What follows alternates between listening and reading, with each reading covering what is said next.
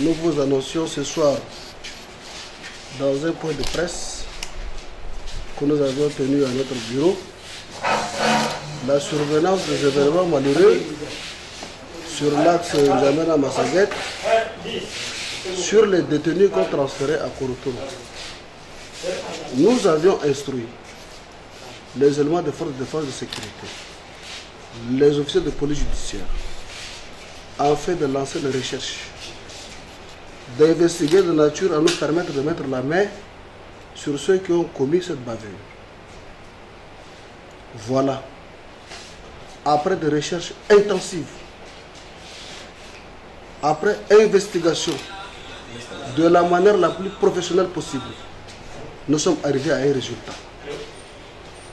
La justice de notre pays, en dépit des moyens modestes mis à sa disposition, en dépit des critiques adressées à son égard, fait de son mieux pour répondre aux attentes de la population, des justiciables. C'est ça l'état du droit. Les efforts conjugués de nos forces de défense et de sécurité, les efforts conjugués des autorités judiciaires, les efforts les plus appréciables de son Excellence le garde de sceaux, ministre de la Justice, qui a été toujours à nos côtés, nous ont permis aujourd'hui de mettre la main sur les gens qui veulent faire croire à l'opinion internationale que le Tchad est en relégation. Le Tchad ne connaît pas la loi. Le contraire a été démontré. Nous l'avions déjà fait par le passé, dans le procès DDS, dans le procès Zoura, dans le procès contre Boko Haram. Aujourd'hui, voilà une fois de plus les efforts que la justice de notre pays déploie pour faire comprendre à l'opinion nationale et internationale que l'État respecte la loi. L'État tchadien respecte le droit. Dans toute organisation, dans tout État, il y a des brebis galeuses.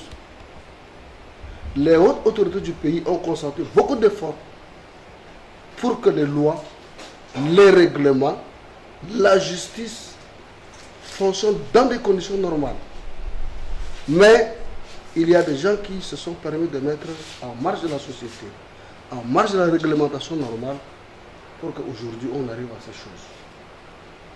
Dans un État organisé, on ne laisse pas droit de citer à ce genre de comportement. Nous allons réprimer. Nous sommes un maillon important du système de répression mis en place par l'État. Nous avons l'obligation de mettre en marche le droit positif pour que quiconque ne se retrouve pas en dehors des marges de fonctionnement régulier des institutions de l'État. Nous n'avons pas une idée sur le nombre précis de personnes qui ont fait la descente pour poser ces actes maladroits. Les forces de défense et de sécurité ont été instruites. Les éléments des officiers de la police judiciaire ont été instruits. Les investigations sont en cours. Nous avons déjà mis la main sur un nombre important, 4 personnes. S'il y a encore des reliquats, nous sommes persuadés que ça va venir parce que les couleurs ont déjà été annoncées. Nous attendons les résultats du côté de nos éléments que nous avons déployés sur le terrain, de nature à ce que personne ne puisse s'échapper des griffes de la loi. Mais ils n'ont qu'à nous attendre aux résultats dès demain à la première heure. Je suis persuadé que la SNRJ mettra la procédure à la disposition de la justice. Demain à la première heure, nous faisons ce qu'on appelle la comparution immédiate. Tout le monde sera jugé. Même s'il y a d'autres qui n'ont pas encore été interpellés, les recherches sont en cours, une procédure complémentaire pourra éventuellement être établie et le résultat sera connu de tous. Ça sera connu du public. Demain, déjà, nous annonçons que le jugement en comparution immédiate des personnes que nous avons déjà entre les mains sera rendu public. Les méthodes de travail, nous les connaissons. Ce n'est pas le premier cas de transfèrement. Nous avons fait des transfèrements de nuit, nous avons fait des transfèrements de jour.